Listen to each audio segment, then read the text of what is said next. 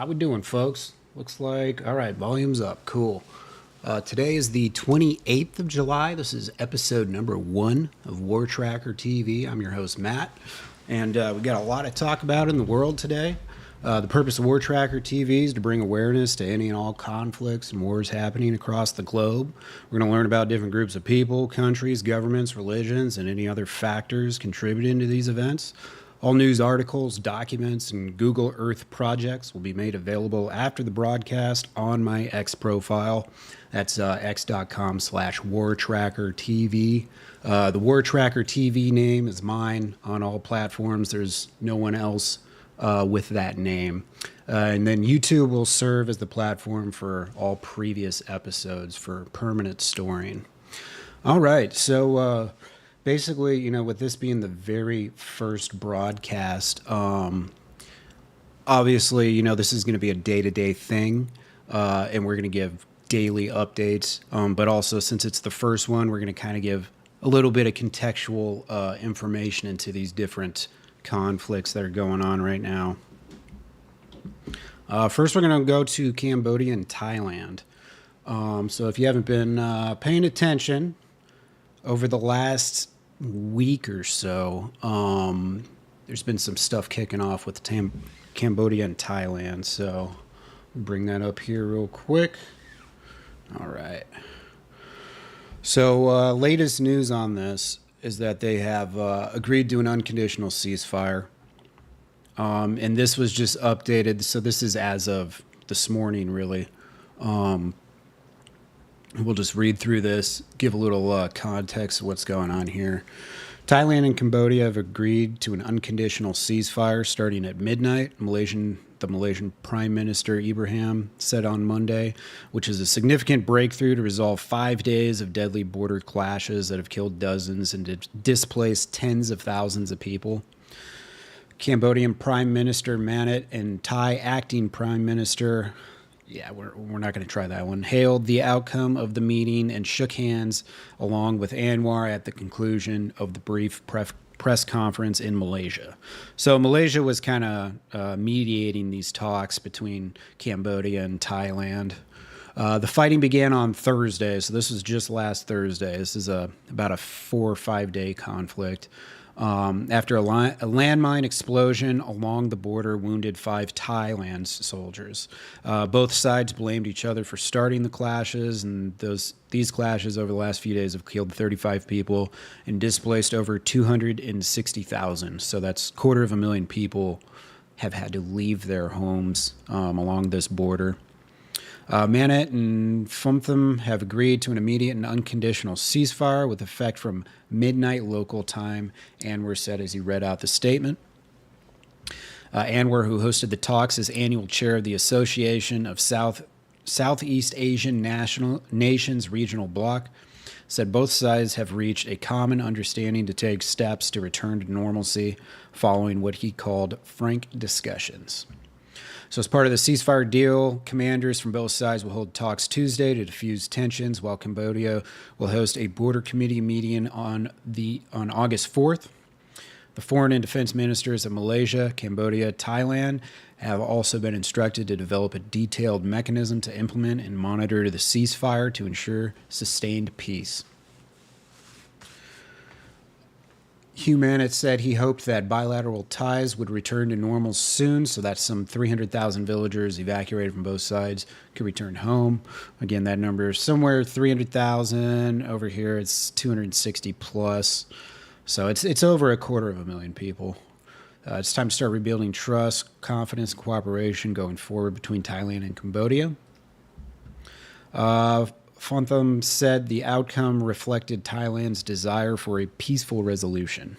The Malaysian meeting followed direct pressure from U.S. President Donald Trump, who's warned that the United States may not proceed with trade deals with either countries if hostilities continue. The joint statement said that the U.S. is a co-organizer of the talks with participation from China. The Chinese and American ambassadors to Malaysia attended the meeting, and that lasted over 2 hours. In a press statement, Secretary of State Marco Rubio, who was involved in arranging that meeting, applauded applauded the ceasefire declaration. Rubio said he and Trump are committed to an immediate cessation of violence and expect the governments of Cambodia and Thailand to fully honor their commitments to end the conflict. White House Press Secretary Leavitt posted news of the ceasefire on X and wrote blah, blah, blah, give him the Nobel Peace Prize. Okay. Funtham said after his return to Bangkok that Trump had called to offer congratulations for making a move forward. All right, blah, blah, blah. Let's see.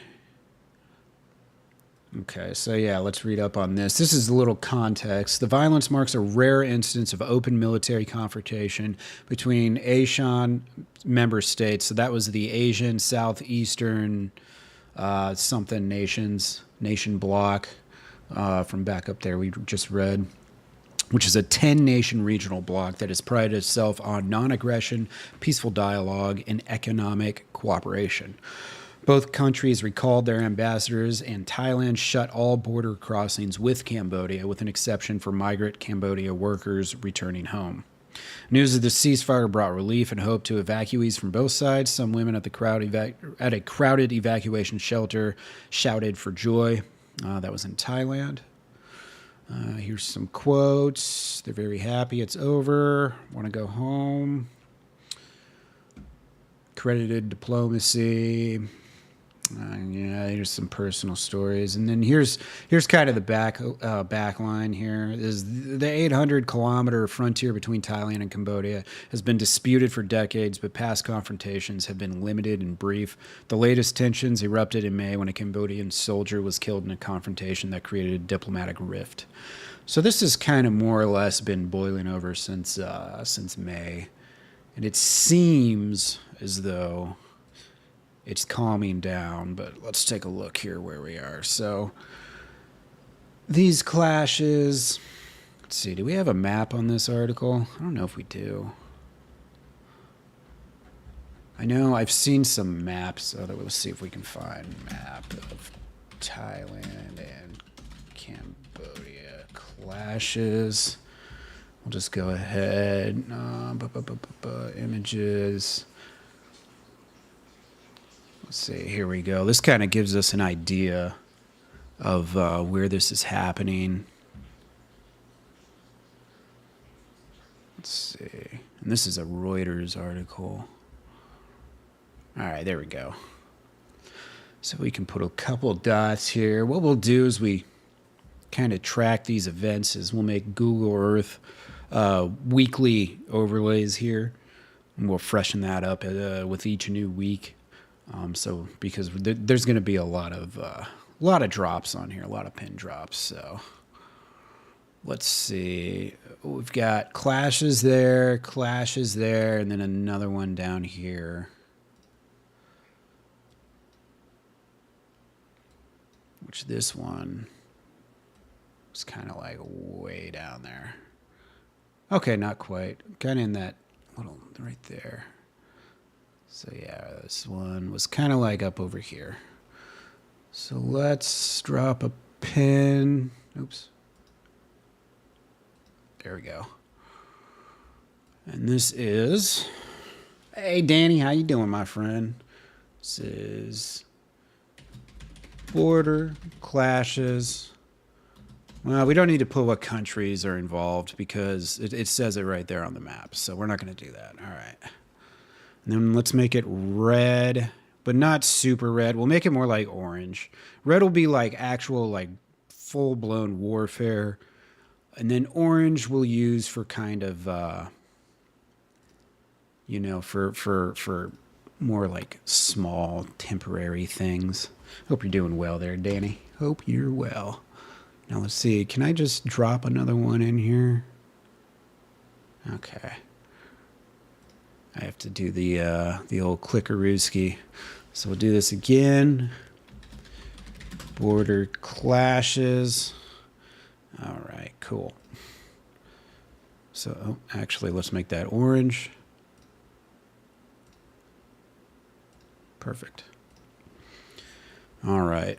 Now, I'm not going to pinpoint all these different clashes. There was some kind of over by Laos and then some kind of in the central border here. So We got the ones over by Laos. Then we'll do the central border here. Border clashes. Orange. Beautiful. All right. So this, it seems as if this conflict is kind of dying down already. There's 250,000 refugees leaving the border between these two countries, Thailand and Myanmar. Holy shit. Let me, damn it. Let's see. Can I just drag these? I can drag these. Okay. I'm way off in the wrong area here. We don't talk about Southeast Asia much anymore. You know, it's really calmed down. But yeah, I was wondering why things just weren't lining up between these two maps here.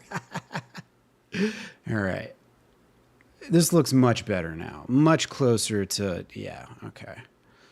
We got two similar looking borders. All right. All righty. Well, that pretty much does it for Cambodia and Thailand. It seems like that's going to be winding down. People are going to be going back to their homes real soon.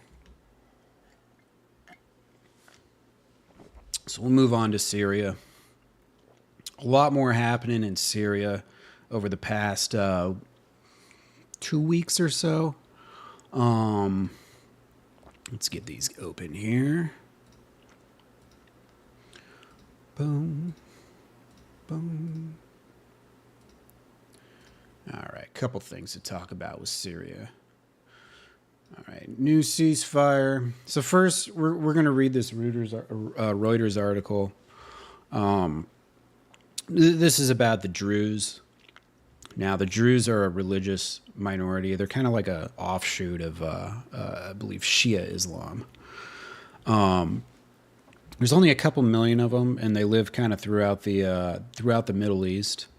So they're what we call a stateless people, and this will be a kind of an ongoing project. Is going to be identifying stateless people, especially in the Middle East. So as you can see, this is stateless people just in the Middle East. So far, I've got a couple tabs started for the Druze, the Bedouins, the Palestinians, and the Kurds. Of course, there's more, but we'll be, updating that as we go. All right. So this will go into a little bit of detail what happened. This article was published yesterday, but it's about July 16th. So this will provide a little bit of context to what's happening right now. Of course, before this, there was a 14-year-long civil war in Syria, which saw a lot of, it was more or less, it's not fair to call it a proxy war, but there were a lot of Russians fighting there. There was a lot of U.S. support. There were other nations kind of supporting the fight against Assad, who was the Syrian leader that kind of was starting all this oppression. The Syrian people in 2011 started doing peaceful uprisings against him, and then he just basically started bombing the crap out of his own people, the resistance and whatnot. So that was 13 years. I think it was something like 500,000 people died in that conflict. A new guy has taken over. He basically was able to summon a militia to go and oust Assad, which nobody thought that was going to happen the way it did, but it was only a matter of weeks, and he basically got him out of there. Now, the problem is this new leader in Syria is former Al-Qaeda. Now, originally they were designated as a terrorist state, but recently the Trump administration lifted that designation. So with that puts a little bit of context in what's happening now, where there's some different religious tribes and stuff fighting, and then the Syrian representatives of the government came in and did some stuff. So we're going to read about, this is one instance of something that happened to somebody. So Syria, Mr. Radwan stared at the bloodstained floor and cushions of the Al Radwan guest house in Syria's Druze city of Sweda. Still wondering how he survived the shooting spree more than a week ago that killed his relatives and friends. I'm not sleeping. I wish I would have died. It would have been better for me, the 70-year-old told Reuters, saying 2 of his son-in-laws and his daughter's father-in-law were killed when armed men stormed into their guest house on the 16th of July. So hundreds of people were killed in days of sectarian violence in Syria's Sweda province, where government forces were sent in to quell the clashes between Druze factions and Bedouin tribes. Syria's defense ministry on the 22nd said it would investigate reports of an unknown group in military fatigues committing shocking and gross violations in Sweda and would hold the perpetrators accountable. The Interior Ministry condemned the circulating videos showing field executions carried out by unidentified individuals in the city of Sweda, and also pledged to conduct a probe. Residents, monitoring groups, and reporters in the province said the violence intensified after security forces deployed, reporting several cases of execution-style killings. So one of the most gruesome was the Al Radwan guest house. Radwan said armed men entered his house on the 15th as he was gathered there with Druze friends and relatives. The fighters smashed up the room, took the keys of a car that was parked outside, and then turned to leave. Radwan said he then heard one fighter say, "Let's kill them so they don't recognize us." He collapsed onto the floor as the shooting started. Gunshot wounds to the chest. "I don't know whether it was a bullet or what that hit me, but I fell down. I thought it was over. I'm going to die." A video posted online and verified by Reuters as being in the Radwan guest house showed more than a dozen bodies, several with gunshot wounds to the chest, slumped over one another. Reuters could not verify the date the video was filmed. Reuters reporters at the guest house on Friday saw bullet holes in the walls and bloodstains on red striped cushions on the concrete floor. Nearby, another family was grieving their loss. Members of the Syria family spoke in hushed tones in their home, in walls pockmarked by bullet holes, while older women dressed in black except for white headscarves sat in silence. 7 of the relatives were killed with an 8th friend in an execution-style killing in the Tijreen Square after being taken from their homes last week by armed militants, according to relatives and friends. One of them, Hassam Saraya, was a 35-year-old Syrian-American citizen who had lived in Oklahoma. Videos verified by Reuters showed 8 men in civilian clothes walking in a single file, accompanied by armed militants. Reuters was able to identify the location as west of Tijreen Square in the heart of Sweda, but could not independently verify the date of the video. Separate video shows militants opening fire and the same unarmed men kneeling in the dirt. Okay, so you get the point. There's video evidence of execution-style killings of Druze minorities. And this city, Sweda, is a Druze majority city. So now we go up to today. So that's kind of context as to what happened. Now this is actually a while ago. So they announced a ceasefire 10 days ago, which was just several days after these clashes. And then, of course, the Israelis ended up, strikes continued after. Okay, so we'll bring up the Israelis here too. Syrian government officials and leaders in the Druze religious minority announced a renewed ceasefire Wednesday after days of clashes that have threatened to unravel the country's post-war political transition and drawn military intervention by powerful neighbor Israel. Convoys of government forces began withdrawing from the city of Sweda, but it was not immediately clear if the agreement announced by Syria's interior ministry and in a video message by a Druze religious leader would hold. A previous ceasefire announced Tuesday quickly fell apart, and a prominent Druze leader, Sheikh Hikmat al-Hijri, disavowed the new agreement. Israeli strikes continued after the ceasefire announcement. The announcement came after Israel launched rare airstrikes in the heart of Damascus. So Damascus is the capital of Syria, where the government is, of course. An escalation in a campaign that it said was intended to defend the Druze and push Islamic militants away from its border. The Druze form a substantial community in Israel as well as in Syria and are seen in Israel as a loyal minority, often serving in their military. So they serve in the IDF, the Israeli Defense Force. The escalation in Syria began with the tit-for-tat kidnappings and attacks between local Sunni Bedouin tribes and Druze armed factions in the southern province of Sweda. Government forces that intervened to restore order clashed with the Druze militias, but also in some cases attacked civilians. So government forces were called in to stop this, and they ended up fighting with Druze militias and also attacking civilians. So that's really sad and unfortunate. It tells you that, you know, the government in Syria, there's still a lot of work to be done there.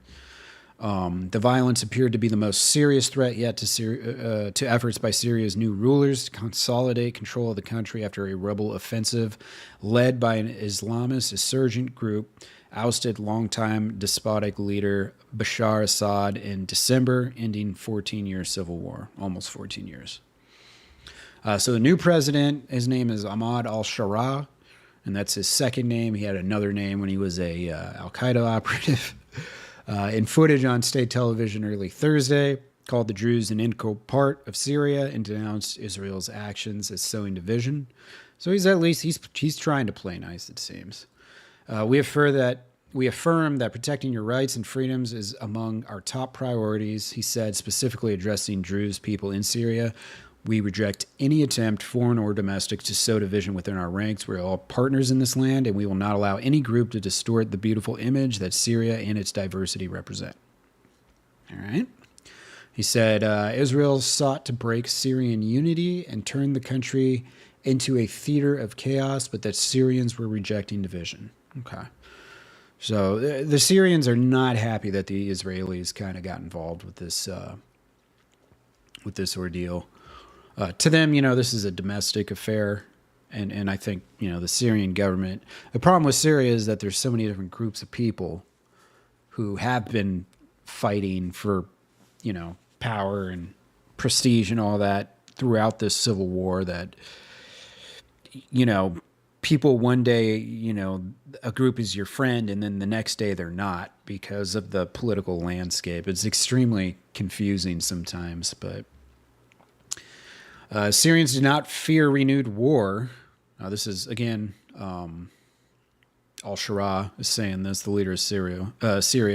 He said, Syrians did not fear renewed war, but sought the path of Syrian interest over destruction. We assigned local factions and Druze spiritual leaders the responsibility of maintaining security in Sweda, recognizing the gravity of the situation and the need to avoid dragging the country into a new war. All right. So this goes on quite a bit to give kind of backstory to what happened here. Oop. What are we doing here? There we go.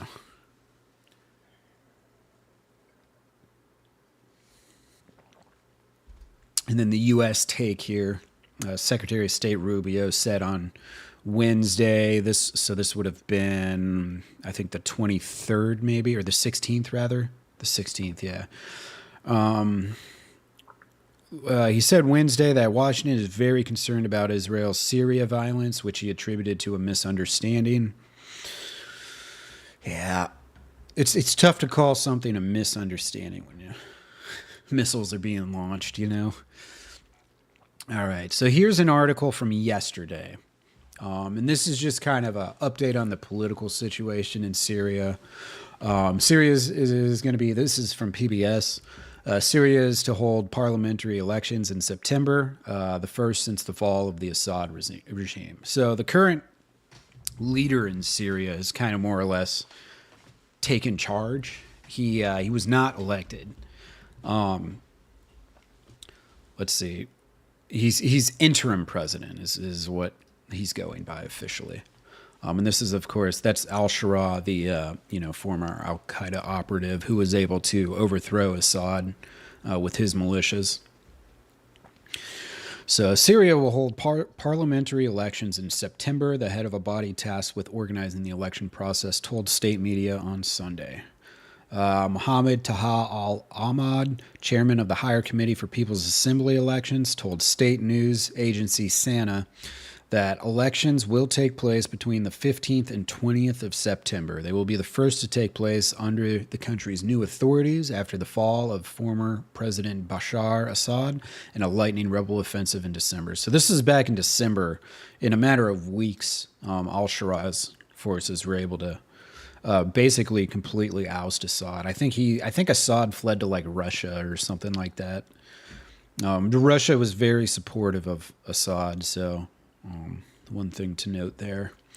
1/3 of the 210 seats will be appointed by President Ahmad al-Shara, with the rest to be elected. Okay.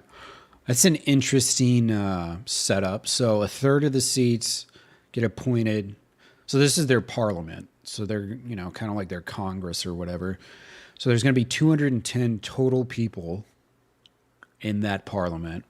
And 1/3 of those will be appointees by the interim president who wasn't elected. So that's interesting. This is called making it work. Syria, it's not a new country, but in a way it kind of is a new country. It's a new government. So, they're probably, there's an element of, I think they're kind of figuring this stuff out as they go.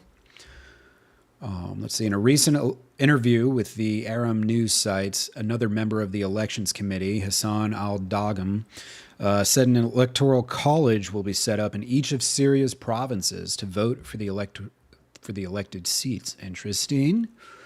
Taking a little U.S. Constitution into their government. A temporary constitution signed by al-Shara in March called for the People's Committee to be set up to serve as an interim parliament until a parliament constitution is adopted and general elections held, a process that could take years. Okay, so they've got a bare bones government system in place, and they're going to be holding elections, it seems, set up as... So after these elections, then they're going to be setting up a permanent constitution, and then they'll have general elections. But they expect that will take years, which it probably will take years. It takes a long time to set this stuff up. And there is going to be a lot of resistance too, because whenever dictators leave, usually there's a power vacuum and people struggle for power. And just because al-Shara has been in power for, 7 months now, it doesn't mean that someone's not going to try and take that away from them. The announcement of impending elections comes at a time when the country is increasingly divided in its views of the new authorities in Damascus, well, like I was just saying, after sectarian violence broke out in the southern province of Ceuta. So this violence breaking out has caused people to question this new government and how effective it's going to be. The fighting killed hundreds of people and threatened to unravel Syria's fragile post-war transition.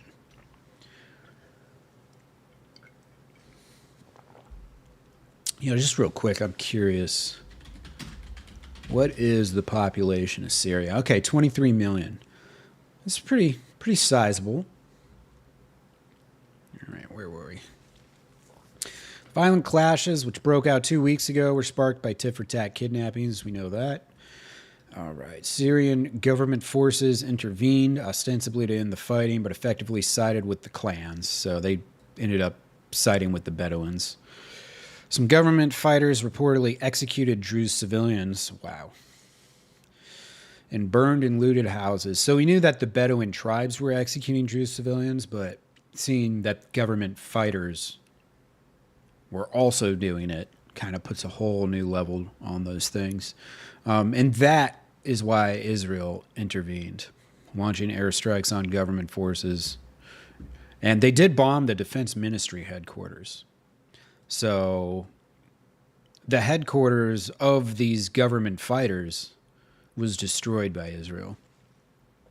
And they said they did that to defend the Druze. All right, so we were talking about the Druze and the Bedouins. So one of the things we want to do here is we want to understand who these people are. So let's see, the American Jewish Committee has put together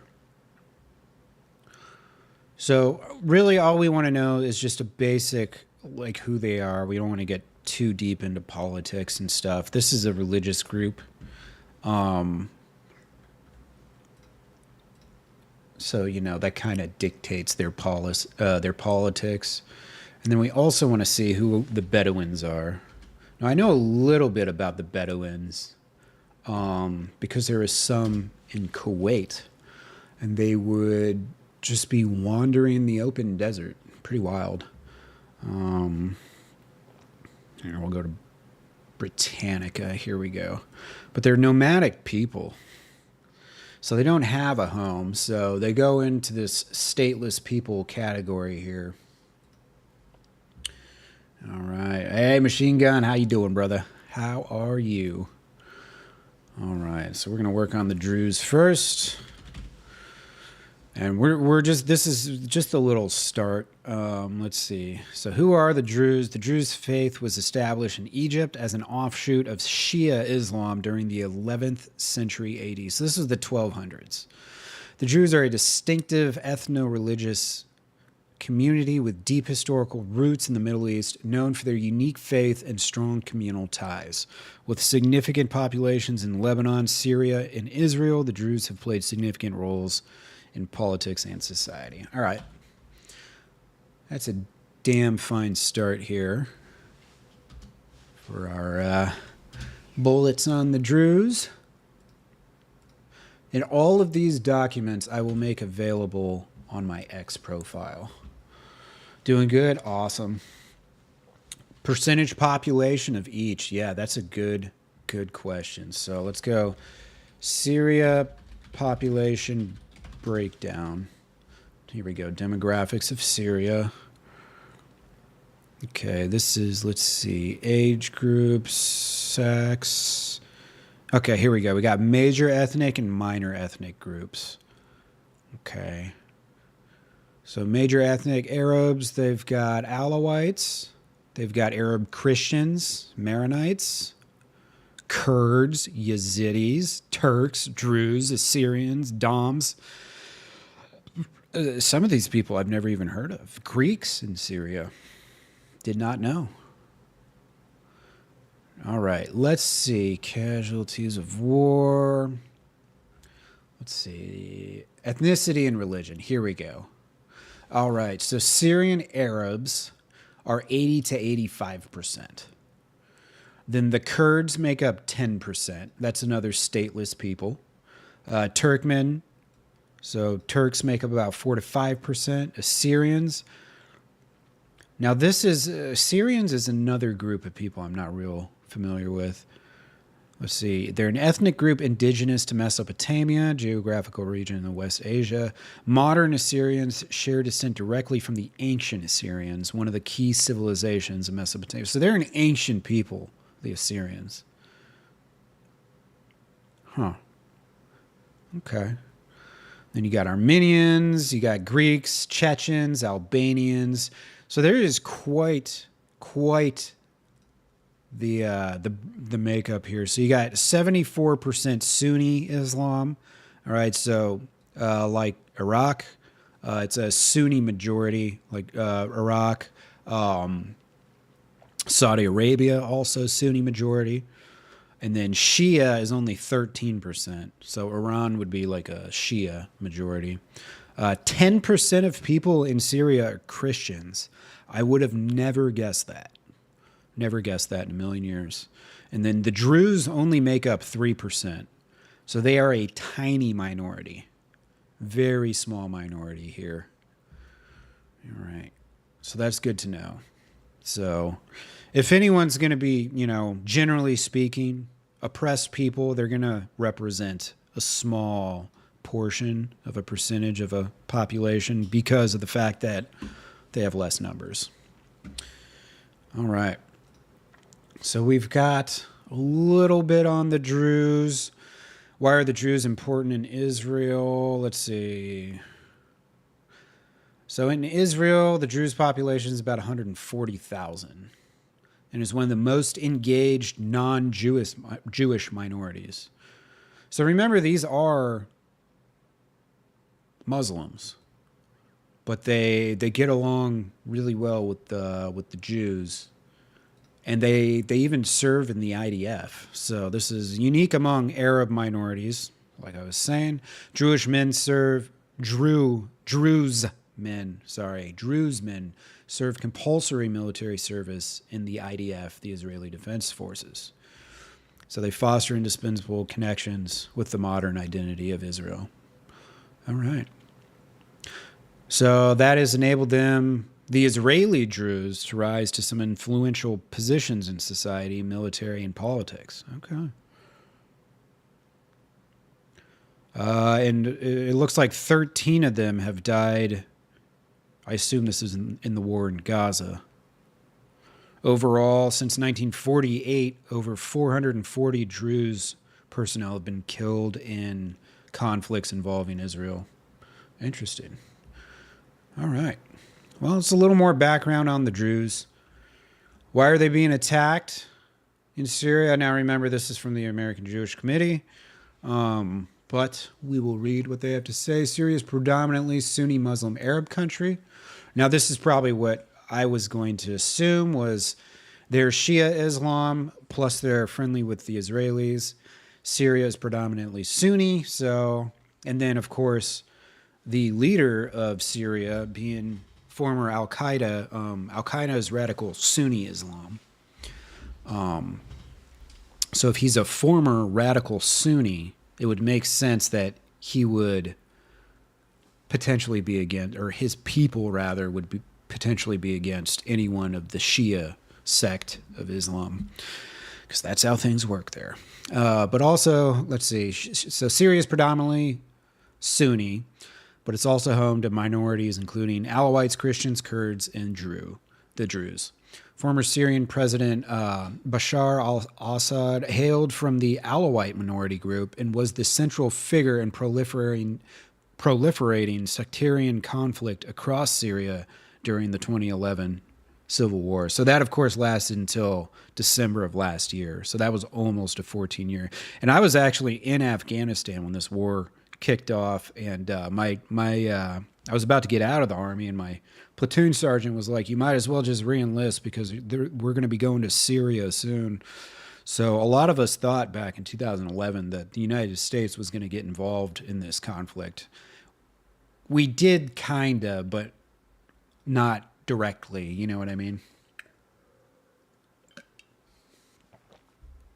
All right. The Syrian civil war was the latest chapter in helping foster hate among various tribal and religious groups across the country, with various populations struggling to protect themselves amid ongoing violence from the Assad regime. So basically, it didn't matter who you were. If you weren't friendly with Assad, then you were getting persecuted. As a result, these groups often turned to various actors for protection, forming shifting alliances as threats and power dynamics evolved through the nearly 15-year conflict. So this is what's crazy about the whole thing is you had radical Islamist groups that were fighting against Bashar al-Assad, who the average people in Syria would ally themselves with, because they were trying to overthrow Bashar al-Assad.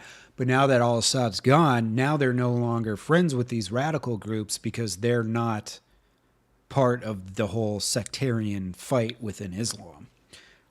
Crazy, crazy stuff. But, it's hard in the Middle East because one day your friend suddenly becomes your enemy when things change, you know. All right, so we got a little bit on the Druze. Let's read about the Bedouins for a minute. All right. Bedouin, Arabic-speaking nomadic peoples of the Middle Eastern deserts, especially of North Africa, the Arabian Peninsula, Egypt, Israel, Iraq, Syria, and Jordan. Most Bedouins are animal herders, who migrate into the desert during the rainy winter season and move back towards the cultivated land in the dry summer months. Bedouin tribes have traditionally been classified according to the animal species that are the basis of their livelihoods. Okay. Camel nomads occupy huge territories and are organized into large tribes in the Sahara, the Syrian, and Arabian deserts. Sheep and goat nomads have smaller ranges, staying mainly near the cultivated regions of Jordan, Syria, and Iraq. Cattle nomads are found chiefly in South Arabia and in Sudan, where they are called Bakara. Okay, so they got a different name in Sudan.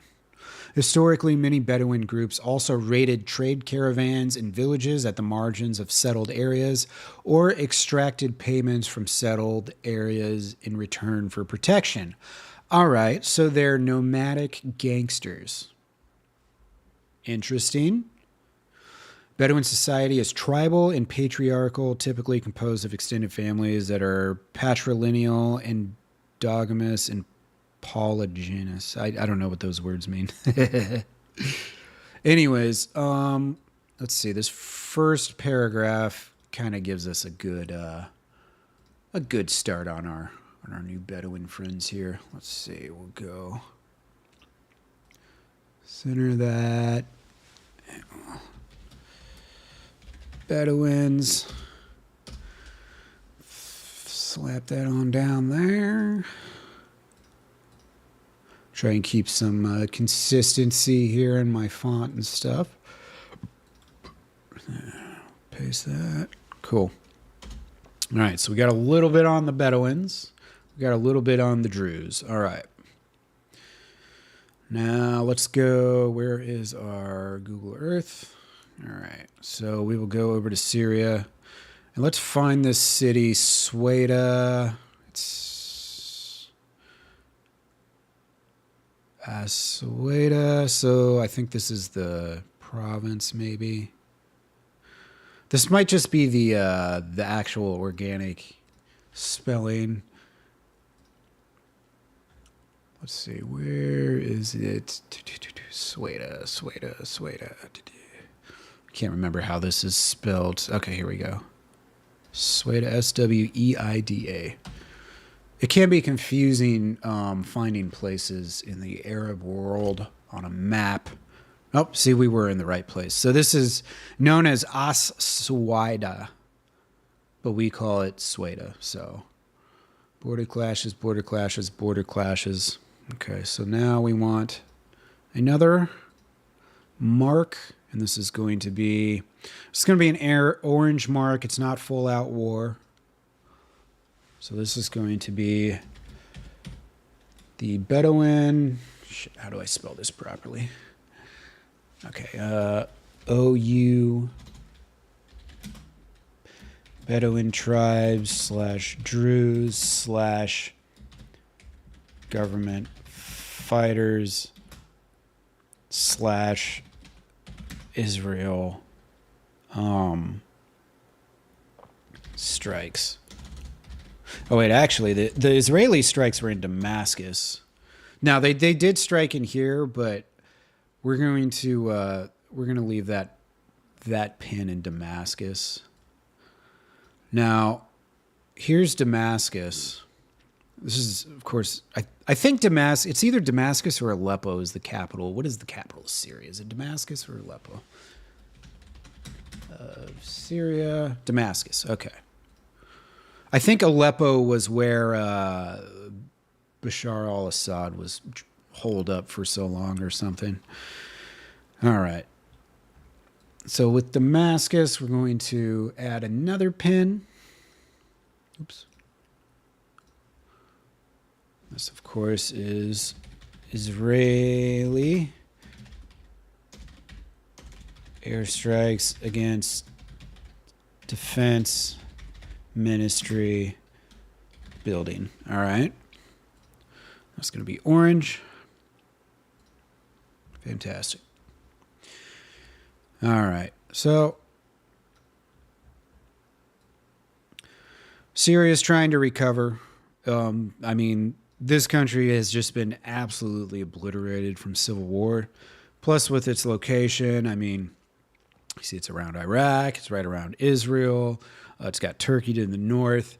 There's obviously the Middle East. There's a lot going on here. So Syria is one of those countries much like, Lebanon, much like Yemen. That's just kind of really just trying to get on its feet. There's hope for Syria. It seems like the Trump administration is going to give this guy al-Shara a chance. He was originally, and for a long time, was listed as a terrorist by the United States, and rightfully so. He was Al-Qaeda. But when he took over Syria, he's talking a good game. There's a really good PBS documentary. Let's see if I can find it real quick on Syria, and it's recent too. Let's see, PBS Syria after Assad. So I watched this recently. It just came out in the last 3 weeks. Now, what you have to take from this coming out in the last 3 weeks is that it has nothing about this Druze-Bedouin skirmish, because this just happened. This just came out. So we're going to put this on my links. And this is PBS Syria post-Assad doc. So we're not going to watch this. It's a long documentary, but I do want to give the opportunity for people to, oh, nice. Can I just link it right on the PBS site instead of going to, do they host it here? Can you actually watch it here? Oh, fantastic. Through the power of play. Okay, cool. Yeah, we'll link that directly to the Frontland website so they get proper ad revenue for it instead of whatever scraps YouTube gives them. All right. The guy who hosts this, let's see if I can find it, the journalist. What is his name? It's terrible that I can't remember this man's name off the top of my head, because he's an absolute expert on the Middle East. Let's just give this a start real quick. The dictatorship of Bashar al-Assad is crumbling. Correspondent Martin Smith Yeah, there we go. Martin Smith. This guy, and that reminds me, I just need to follow him real quick on X. Martin Smith. Docs. Or is it Martin Smith TV? Nude video. No, that's not. This is not the guy. Need a video on Jesus? Nope, not the guy. All right, Martin Smith Docs. Here we go. Fantastic. All right. This guy only has 1,100 followers. That is just despicable. The work this man has been doing for the last 20 years in the Middle East, like, he literally deserves a Nobel Peace Prize. But you guys can watch this documentary. It's absolutely fantastic. I watched the whole thing. It talks about some other things that happened in Syria, some massacres that I think it was the Alawites that happened not too long ago, a couple months ago, which is already out of the news because of what's happening with the Druze and the Bedouins and Israel getting involved. So I think that'll wrap up for today, Syria. But yeah, definitely when I post these links to my X profile, definitely watch that if you got some time. It is very good. All right, on to Gaza. So we're just going to read here these three couple most recent headlines are going to kind of provide a lot of context to what's going on in Gaza. Obviously, this has been going on. Let me get out of there, get out of there, get out of there. Okay, cool. So it's obviously been going on for a couple years. All, of course, predicated by the October 7th attacks by Hamas. October 7th, 2023. So let's open up here. All right. So this was yesterday, I believe. Yes, yesterday. Israel begins daily pause in fighting in 3 Gaza areas to allow minimal, in quotations, aid as hunger grows. The Israeli military Sunday began limited pauses in fighting in 3 populated areas of Gaza for 10 hours a day, part of measures including airdrops as concerns grow over surging hunger as the Israeli forces as Israel faces criticism over its conduct during the now 21-month war. The military said the tactical pause was from 10 a.m. to 8 p.m. in Gaza City, Deir al-Balah, and Mawasi. All have large populations, and they would increase humanitarian aid entering those territories. UN humanitarian chief Tom Fletcher welcomed the decision to support a 1-week scale up of aid and said some movement restrictions appear to have been eased, but he said action needs to be sustained, vast, and fast. We are going to look at some of these photographs just because the photographs coming out of Gaza. So first of all, it's important to know that Israel has, since October 7th, they've barred journalists coming in and out of Gaza. So some of these photos that we're getting it's pretty incredible we're even getting them. I don't know how we're getting them, but we are getting some photos here and there. These are people just waiting for food. I mean, you can see the expression on that person's face. You can see lots of men carrying large sacks, probably of grain or rice, a bunch of trucks, a lot of people walking back and forth, and a destroyed city in the background. Whichever path we choose, we will have to continue to allow the entry of minimal humanitarian supplies, said Netanyahu. Images of emaciated children have fanned criticism of Israel, including by allies who have called for the war's end. Israel has restricted aid to Gaza's population of over 2 million because it says Hamas siphons it off to bolster its rule without providing any evidence. Part of the reason why they can't provide evidence is probably because there's no journalists there, but much of the population squeezed into ever smaller patches of land now relies on aid. So since this has been going on for 21 months, it's very easy to assume everybody in Gaza has run out of food. They're not allowing, Israel's pretty much controlling 100% of what goes into that country. As the military has warned, combat operations continue otherwise. Health officials in Gaza said Israeli strikes killed at least 41 Palestinians from late Saturday into Sunday, including 26 of which that were seeking aid. Aid for some, none for others. I came to get flour for my children because they have not tasted flour for more than a week, and thank God, God provided me with a kilo of rice with difficulty, said Sabreen Hassana, as other Palestinians trudged along a dusty road carrying sacks of food from the Zikim crossing. But aid came slowly for others, if at all. We saw the planes, but we didn't see what they dropped. Samira Yaha said in Zaweda in central Gaza. They said trucks would pass, but we didn't see the trucks. Some people feared going out and having a box of aid fall on their children. Every delay is measured by another funeral. Israel's military said 28 aid packages containing food were airdropped and said it would put in place secure routes for aid delivery. It said the steps were made in coordination with the UN and other humanitarian groups.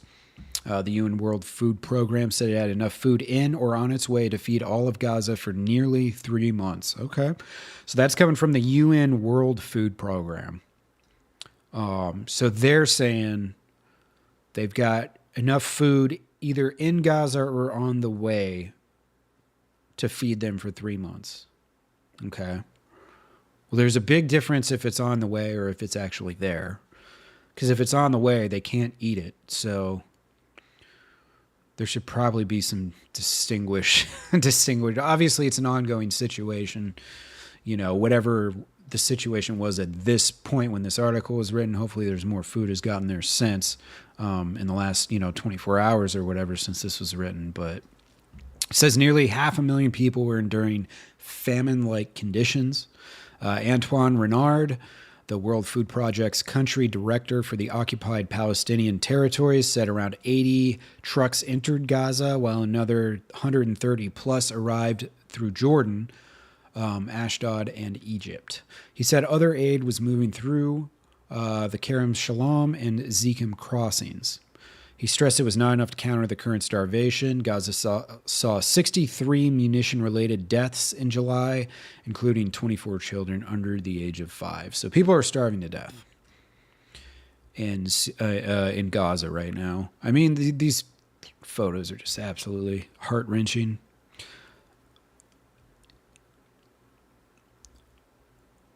Very, very tough situation over there.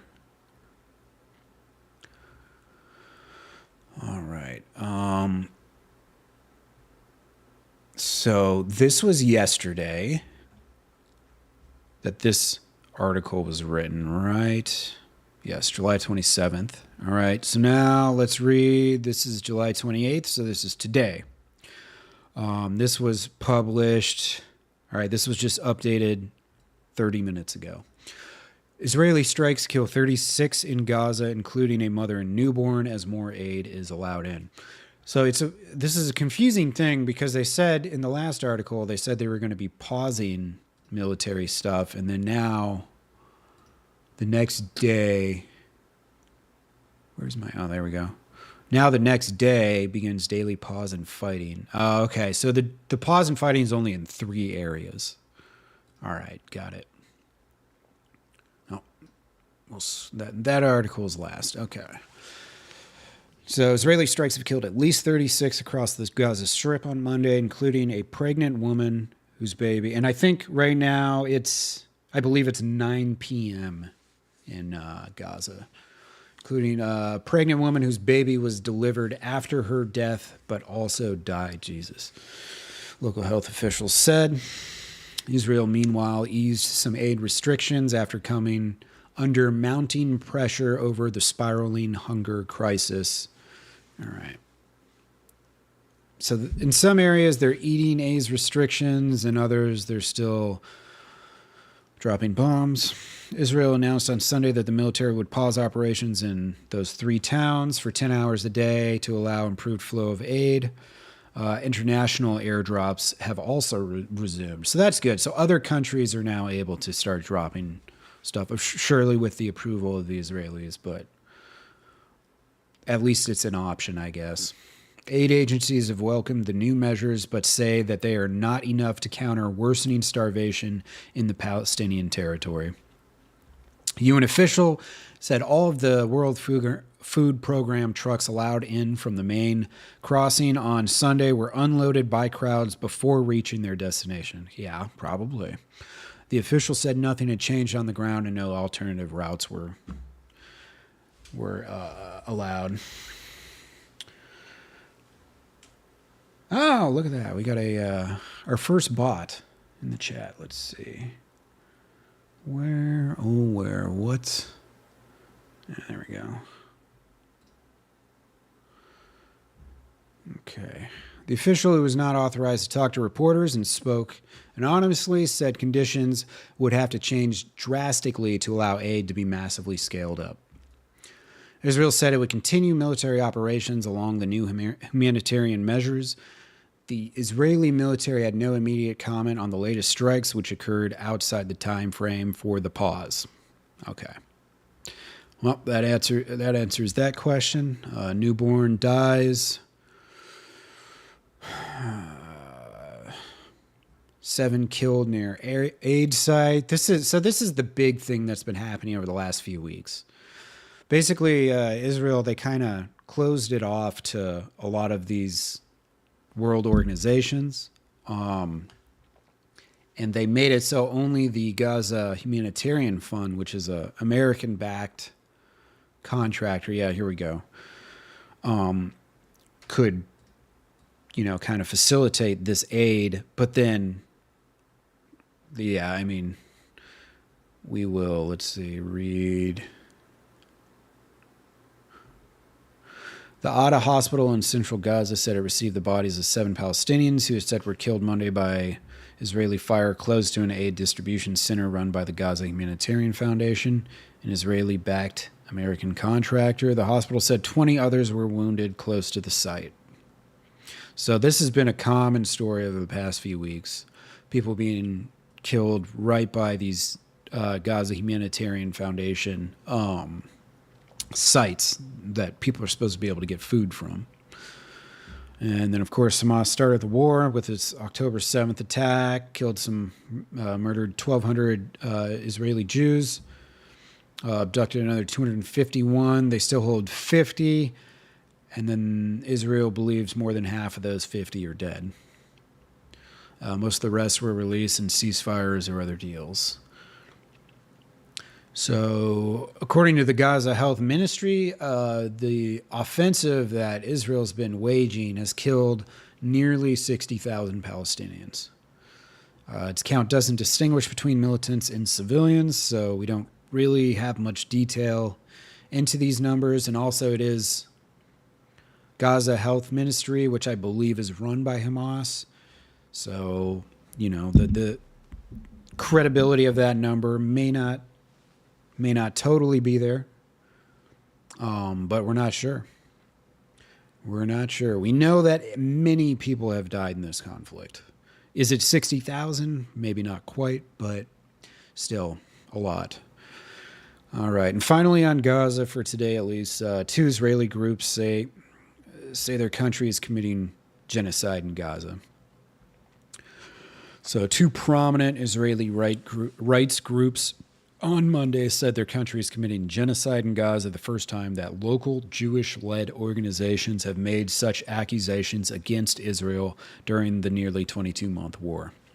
The claims by B'Tselem and the Physicians for Human Rights in Israel add to an explosive debate over whether Israel's military offensive in Gaza, launched in response to Hamas's deadly October 7th, 2023 attack, amounts to genocide. The Palestinians, their supporters, and international human rights groups make that claim, and the International Court of Justice is hearing a genocide case filed by South Africa against Israel. Interesting. I did not know this was happening. So the International Court of Justice is hearing a genocide case filed by South Africa. Interesting. When did this happen? South Africa submits its main legal claim to the UN top court, which accuses Israel. Okay, so that was back in October, the end of October last year. Okay. All right. I did not know that. But in Israel, found in the wake of the Holocaust, even the government's strongest critics have largely refrained from making such accusations. So basically what they're saying is people have kind of kept their mouths shut about this after what happened on October 7th. But now people are starting to talk about it. I mean, they're not talking about their publicly large organizations that monitor human rights who are Israeli-based are now saying that their own country is committing genocide, basically. That's because of the deep sensitivities and strong memories of the Nazi genocide of Europe's Jews, and because many in Israel view the war in Gaza as a justified response to that attack. That's why that's what they're saying, why it's taken so long for people to start saying this and why there's not more groups. It's because everyone remembers what happened to the Jews in World War II. And with that Hamas attack on October 7th, that was probably the first thing a Jewish person thought of was the Holocaust, I would guess. Shattering a taboo in Israel. The rights groups, while prominent and respected internationally, are considered in Israel to be on the political fringe, and their views are not representative of the vast majority of Israelis.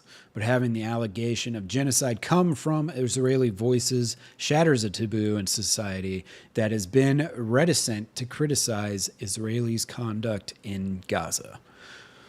So basically they're saying these two groups are considered to be political fringe groups within the state of Israel. So these would be your hardcore, I guess, leftist groups? I don't know what political fringe, they would be called, but nonetheless, they are called political fringe. Guy Shalev, director of Physicians for Human Rights Israel, said the Jewish Israeli public often dismisses accusations of genocide as anti-Semitic or biased against Israel. So they kind of, unfortunately, fall back on this. It's weird how a group of people that has suffered terrible oppression and massacres and genocides can somehow be blinded to their own, proclivities to do such things. But I guess everyone's a victim in their own mind, Perhaps human rights groups based in Israel coming to this conclusion in a way to confront the accusation and get people to acknowledge the reality. So Israel asserts that it's fighting an existential war and abides by international laws. So saying it has to fight this war for the very existence of Israel. It has rejected genocide allegations as anti-Semitic. All right, well, there you have it. More of the same in Gaza, unfortunately. All right, moving on. We'll talk about Ukraine. I don't have any links ready for Ukraine, but let's see. We'll look at the Kiev Independent and Russia Today real quick. I know recently Zelensky was talking about defenses are holding, and we're very looking forward to peace talks. And then on the other side, Russia's just been bombing the crap out of them with drones, and also their offensive has been huge lately. And then on top of that, in terms of politics, you got this weird whatever this thing with Trump and they've got 50 days thing. Well, now it's 10 or 12 days. I don't know where these arbitrary numbers come from. The U.S. president had originally given the two sides 50 days to negotiate an end. Okay. Now he's very disappointed, and now they got 10 to 12 days. I don't know. Yeah, this one confuses me too. What's really going on in Ukraine? It's hard to know sometimes because you get a lot of different reports. It's the investigation. Despite sanctions, American trucks are being used by Russia. Well, that sucks. So this is the Kiev Independent. We're just kind of looking through some headlines right here. Sanctioned Russian officials attend the Global Parliamentary Summit in Geneva. I'm sure the Ukrainians are not very happy about that. I wouldn't be either. Estonia summons Russian envoy after border patrol ship violates territorial waters. Okay. Oh, this is interesting. North Korea has deployed up to 30,000 troops to Russia. This is another really confusing thing. I mean, I guess it's not that confusing. I think Kim Jong-un is trying to prove his country's value to the bigger sharks. They're a small shark, right? And these are the bigger sharks, and they're trying to prove their value. So, as these countries often do, they're going to use one of their resources, which is human life, because they don't respect human life. So he's going to send 30,000 more North Koreans to go die in the fields of Ukraine. So I think originally they had given 5,000 or 6,000, and reportedly most of those were all wiped out within like a month, if that. So more North Koreans getting involved in this war, this never-ending war of attrition. Trump to shorten the deadline. So let's read what the Kiev Republic or the Kiev Independent has to say about this. All right. Editors know the story was updated with comments made by Trump. And what's the date on this? Okay, this was published today in Ukraine just a few hours ago. All right. U.S. President Trump said on the 28th that he aims to shorten the 50-day deadline he had set to Putin for a peace deal in Ukraine, expressing disappointment with the Kremlin leader. I'm assuming this is because of all the attacks that have been going on in Kharkov, Kyiv, all over. It's been the highest concentration of drone attacks since the beginning of the war. And they've been hitting some cities that they haven't been hitting. So that's why this is all kind of weird how this is going down, because Trump set this, hey, in the next 50 days, figure it out type deal. And then, and that's, Ukraine was considered I think the most corrupt European country prior to this war. So it's all wild. The whole thing's crazy. I mean, a lot of Europe, this is one of the craziest things of this war. European purchases of Russia. Google already knows what I'm going to ask. Gas since the war started. I've seen that. It's been a while since I've looked at this. But here you go. EU imports of Russian fossil fuels in third year of invasion surpass financial aid sent to Ukraine. Okay. So the United Nations, the European Union has spent more money on Russian fuel than they've spent in aid to Ukraine.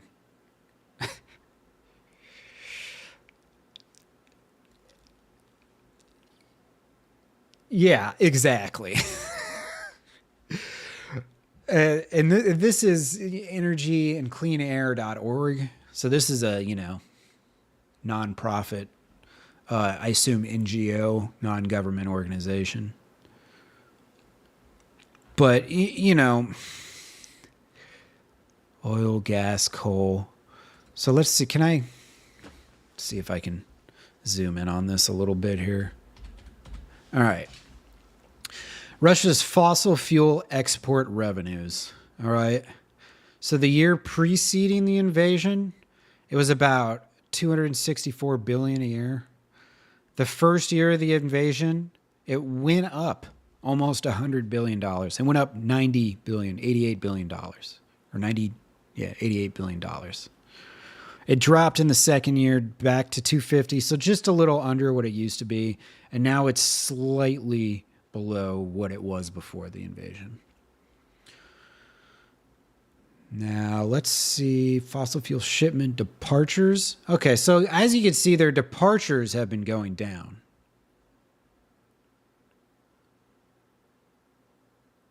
Okay.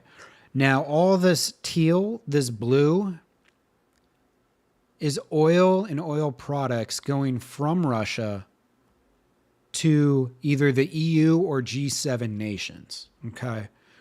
So as you can see, at the start of the war in January 22, about 80% of their oil products and about 60% of their crude oil was going to the EU. Now, after, let's see, a year in the war, it was virtually unchanged. Now, the EU, they finally, it looks like in 2023, finally started dropping the crude oil that they're getting from Russia. They've started to drop finally. Now, the oil products, though, they've taken a dip from 80% where it was, where 80% of the oil products that Russia was exporting was going to the EU or the G7. Now it's more around, 60%, but still, they only dropped off 25%. That's insanity. Like, what is going on with this war? Because on one hand, the United States and the European Union are basically funding Ukraine's fight. Is it due to sanctions? I don't... If it was due to sanctions, Then there wouldn't be any, right?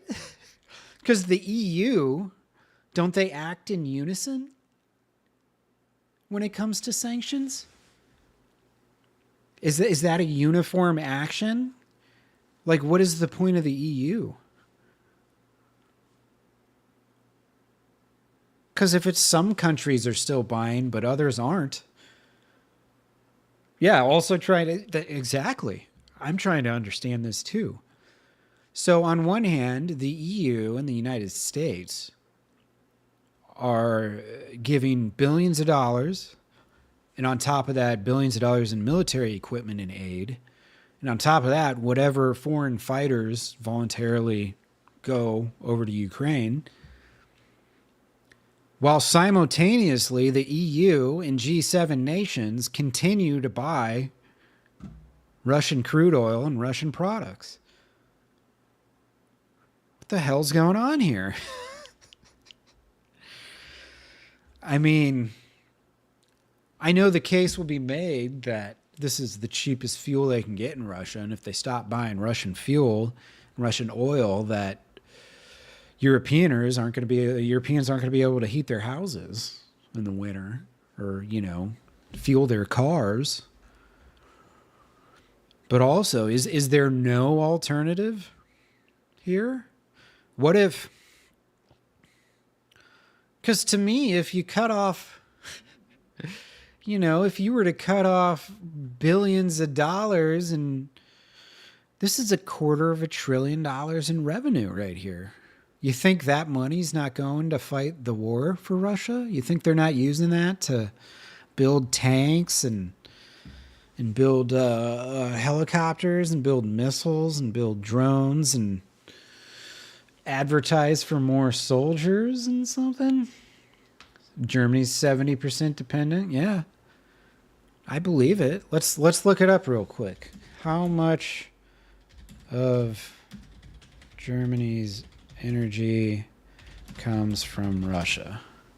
Germany is significantly reduced. Okay, well, that's good. That's very good. Since the start of the war. While Germany was heavily reliant. This is an AI overview too, so this might be totally wrong.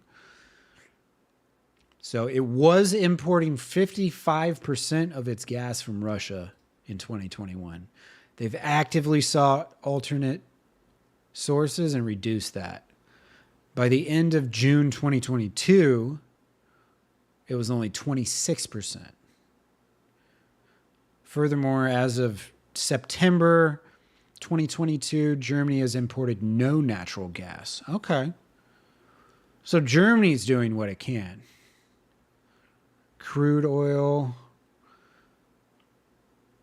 The share has also decreased. Show us. Let's see, 2023. There's Wikipedia on it, but I mean, this is 2021 still. This is old numbers. I'm thinking since all these numbers haven't been updated, that Germany's not publicly making this. And I'm not trying to pick on Germany. Germany's just one country in Europe that, due to geographic location and the resources available to them, they're unable to get their own energy. It said somewhere that they're 98%. 98% of their energy comes from other countries. So you have to consider, we have to consider that, you know, they can't just, you know, whip their own energy out of thin air. Like, you know, the United States would be able, we've got oil and gas reserves and stuff that we haven't tapped. So yeah, logistically it does make sense. And plus the infrastructure is already in place because these things were happening before. So yeah, so basically right now in Ukraine, we're going to see what happens over the next 10 to 12 days, depending on what Trump feels like in 10 to 12 days from now, I guess. I don't know. But obviously, ongoing situation. I don't think I need to explain that to anybody. Yeah, in a July 14th meeting with the NATO Secretary General, Trump said he was disappointed with Putin and warned he would impose severe tariffs if a ceasefire is not reached within 50 days. So there's your 50-day thing. That came back on the 14th, 2 weeks ago today. And now today he's saying now you've got 10 to 12 days. So he's shortened, he's tightening the leash, so to speak. I guess what I'm confused of is, do we not already have severe tariffs on Russia? And even more so, are we trading with them? Why are we trading with Russia? Is the United States still trading with Russia? Yes. What? But at significantly reduced levels due to sanctions and export controls imposed in response to... See, this stuff is just... This is one of the weirdest, craziest wars, man. It's by far the biggest war since World War II. Well, I can't say by far. The Iran-Iraq war was huge. But I think more people have already died in this war. The U.S. trade with Russia has decreased significantly since the start of the war. In 2024, U.S. exports to Russia were only $500 million. That's nothing in America. Imports were $3 billion. Again, that's nothing in America, but still, $3 billion worth of imports from Russia. We can't get that from somewhere else. That little amount of stuff. I mean, that's tiny. That's 10 cents worth of Russian goods for every American citizen. Less than that, actually. Very small amount. So there's a lot of sanctions, but I guess, let's see, impact. The sanctions and export controls have significantly affected bilateral trade, with some reports indicating 80 to 90% drop. Whatever. I mean, I don't want Russian goods in my stores in America, you know? If my taxpayer dollars are going to fund the war against Russia, then why are there Russian goods in America? This doesn't make any sense. You know, are we trying to win? Is the West trying to beat the Russians or not? It seems like we're funding against them and funding for them at the same time. I say we as in the United States, the European Union, the G7 nations that are still purchasing Russian products. I mean, no wonder. I notice this when I go on X and I read just some of the things that Ukrainians are saying, and they're very, very angry towards the West because of probably stuff like this, you know? Probably stuff just like this.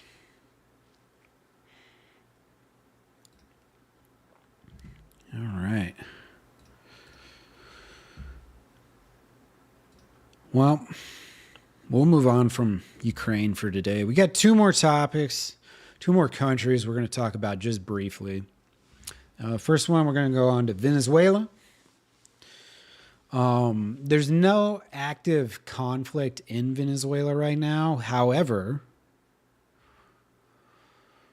some interesting developments.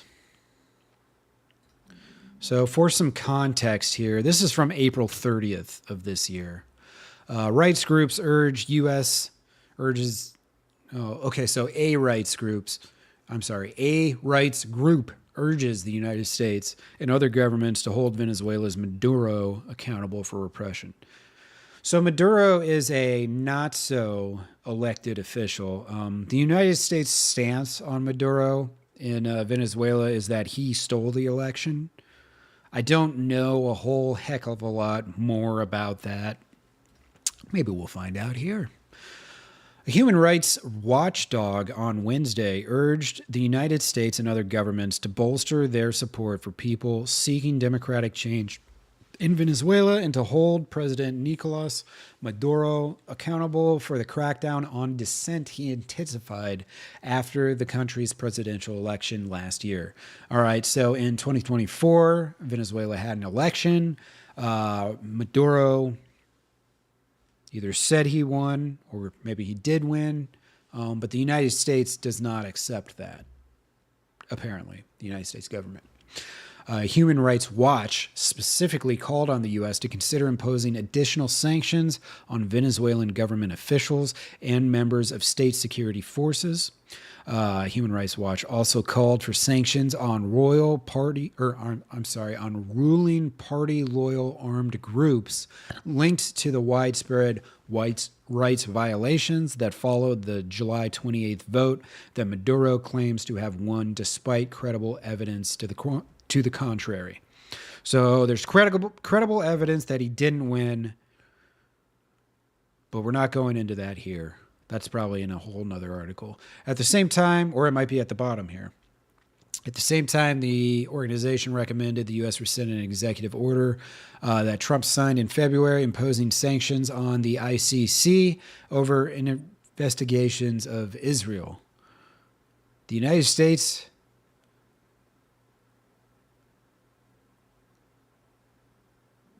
imposed sanctions on the ICC?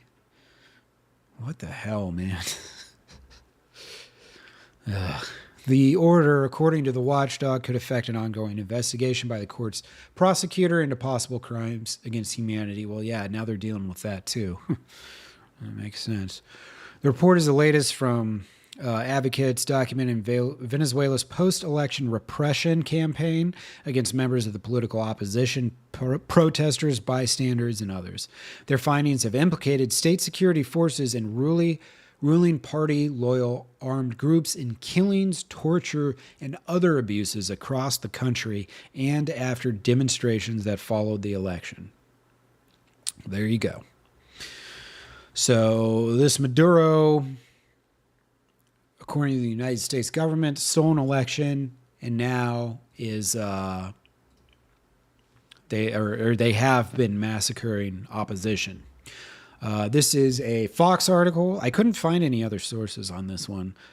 This came out yesterday, so there might be some other postings on like AP or Reuters, whatever. But I try to avoid Fox, but also sometimes Fox is the only ones that comment on certain like political things and whatnot. But anyways, in this instance, Rubio rips Venezuela's Maduro. And so this was yesterday as a narco-terrorist leader threatening the U.S. 1 year, or saying that he is threatening the U.S. 1 year after his disputed election. So let's listen to this real quick. Marco Rubio is hammering dictator Maduro on Sunday as the South American country holds municipal elections to fill hundreds of mayoral positions and thousands of council seats. The municipal contests are happening one day before the 1 year anniversary of Venezuela's presidential election, which was widely condemned by the U.S. and other international observers as illegitimate. The Trump administration, and remember that happened in 2024. So that was before Trump was in office, too. So the Biden, I assume what that means is that even the Biden administration was saying those elections in Venezuela were illegitimate. Now, the Trump administration has been escalating pressure against Maduro in recent days as Treasury Secretary Scott Bessent on Friday accused the foreign head of state of being the leader of an entity aiding terrorism against the U.S.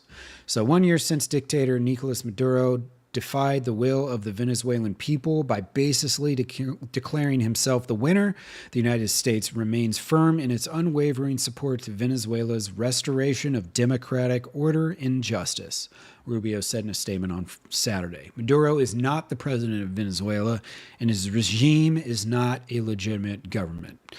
So, obviously, I talk about war and conflicts. There isn't really a war conflict going on here other than just basic government oppression of their own people, which is a conflict. But I'm covering it because we're making very, very big statements, the United States government, that could potentially lead.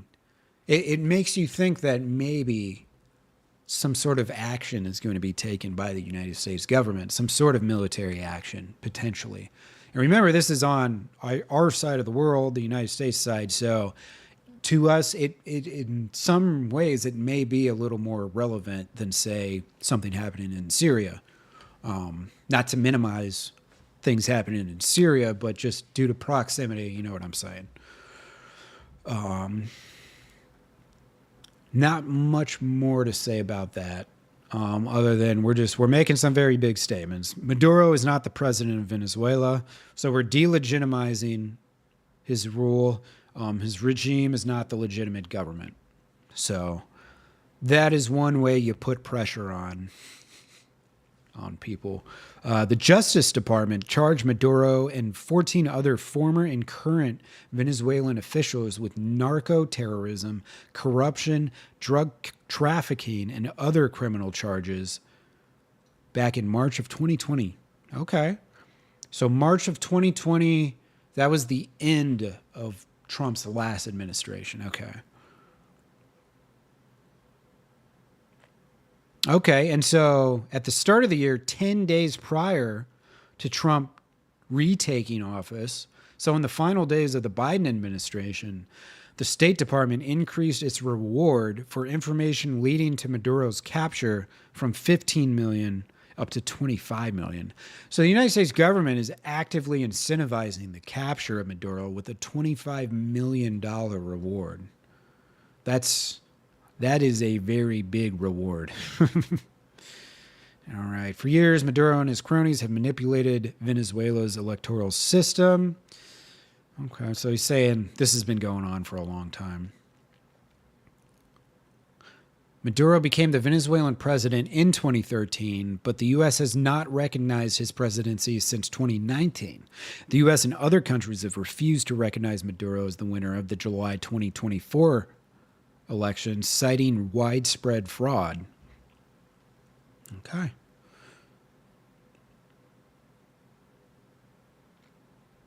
Well, there you have it.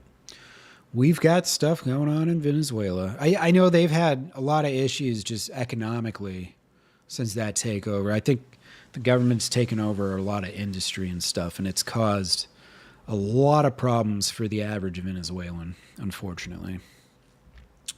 All right. Last but not least, we're going to talk about something that happened in Congo. I already opened that.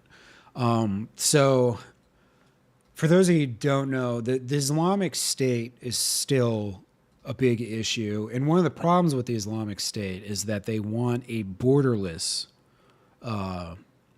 caliphate, basically. So what that means when you want a borderless caliphate is you want your religion to rule the entire world. And of course, the Islamic State, radical Sunni Islamists.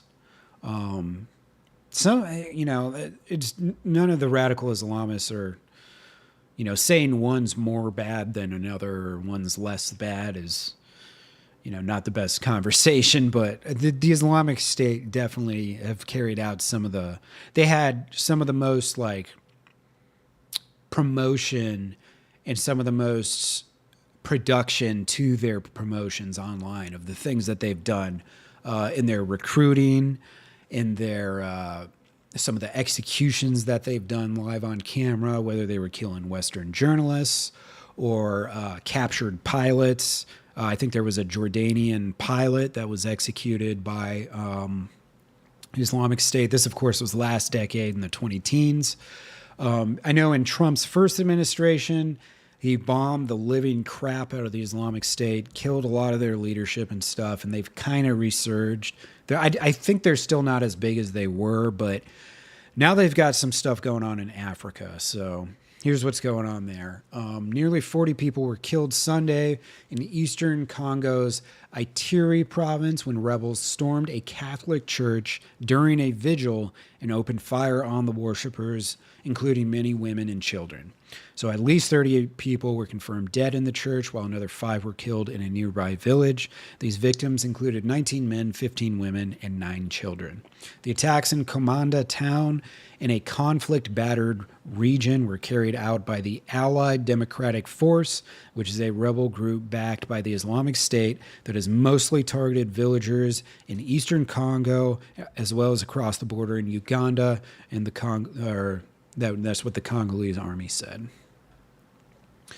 The ADF arose from tensions in Uganda. The ADF has its roots in Uganda in the 90s.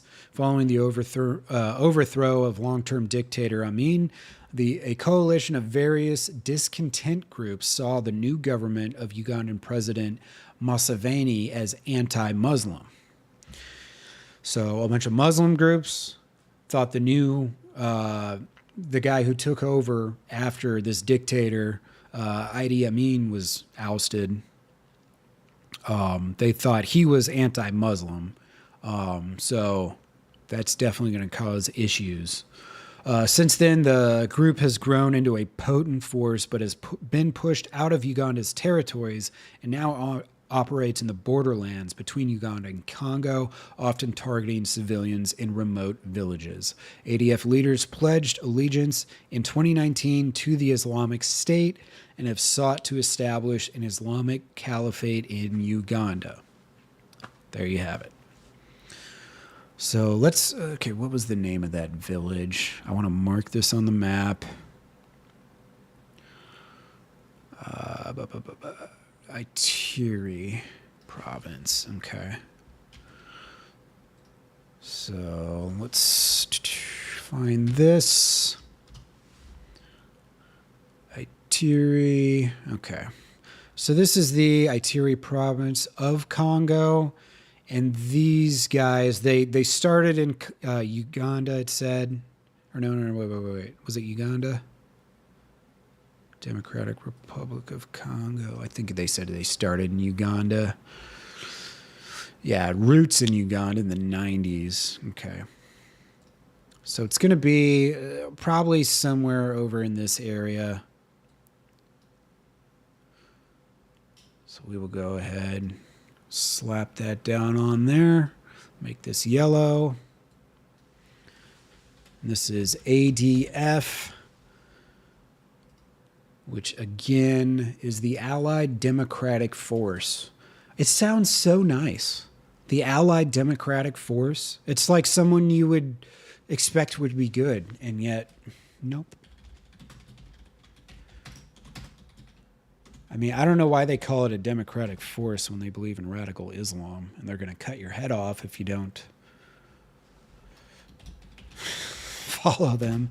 Islamic State massacre in Christian village.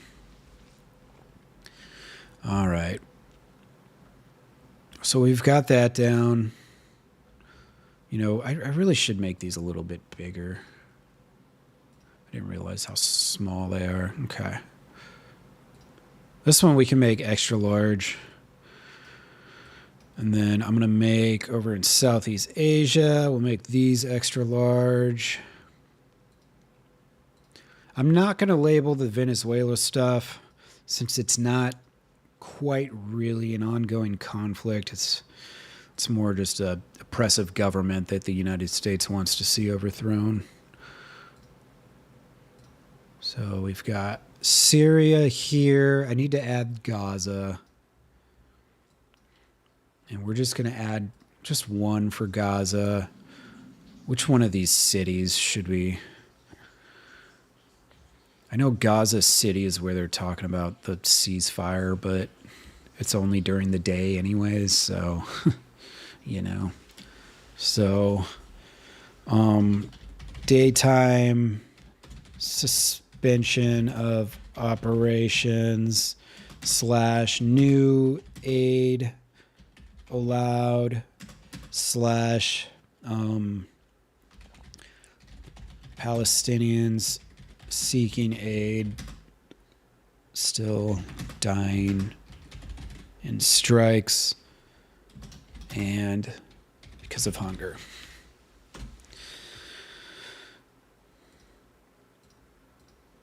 All right. So I think that covers everything today. Let's just double check here. So we've got our links, which is basically, so we got Cambodia, Thailand. We basically covered the 3 general areas. There were clashes, multiple clashes here. There were multiple clashes around here. And then it looked like there was one clash here. And there's some really famous temple that apparently they've been fighting over here in Cambodia and Thailand for a long time. And this all goes back to 100 years ago or so. Not quite, but the French occupied this area for a long time. And really the start of the American-Vietnam War can be traced back to the French occupation of Vietnam. And part of the reason the French were able to be there, of course, is because this was all right after World War II. Since the French did end up surrendering, very early on into the German invasion, the Nazi invasion of France. Their military wasn't largely destroyed. And so after that conflict, they were, out occupying Southeast Asia and stuff. So it was pretty wild. There's a lot of French history back here. But from what I gathered outside of research on the stream, these borders are still disputed because they were drawn up by the French years and years ago. So a lot of the people of these lands, they don't respect the borders as they've been drawn because to them, it was just drawn by some people who weren't supposed to be there anyways. All right. So we've got Cambodia, we've got Syria, we've got Gaza. Ukraine would be just pens all over the damn place. I mean, we know that a lot is going on in Ukraine, unfortunately. We had in Kharkov, we had a lot of drone strikes. Kharkiv as well. Kyiv. The Russians have reportedly taken over a few more villages. So that'll be something we talk more about. There's a lot of other stuff to talk about today, so we're not going to talk about Ukraine as much. But on days where there's not as many other conflicts, we'll spend more time on Ukraine. All right, that pretty much wraps me up. Yeah, I mean, that was our first stream. This is WarTrackerTV. We're going to be doing this Monday through Friday, most days, starting at noon, which is about 1700 GMT. Just keeping up with all the different crazy shit that's going on in the world. I try not to swear on this broadcast, but I used to be in the military, so it's very hard. But anyways, I really appreciate everyone who came and hung out. That was awesome. Thank you for keeping me company on this first broadcast. Hey, no problem, MG. Thank you for coming and listening. I appreciate you. So I will make some posts to X. If anybody wants to check out these documents with all these links, I will do the PBS documentary post will be by itself. So hopefully that gets a little visibility. That's it for episode 1. We'll be back tomorrow.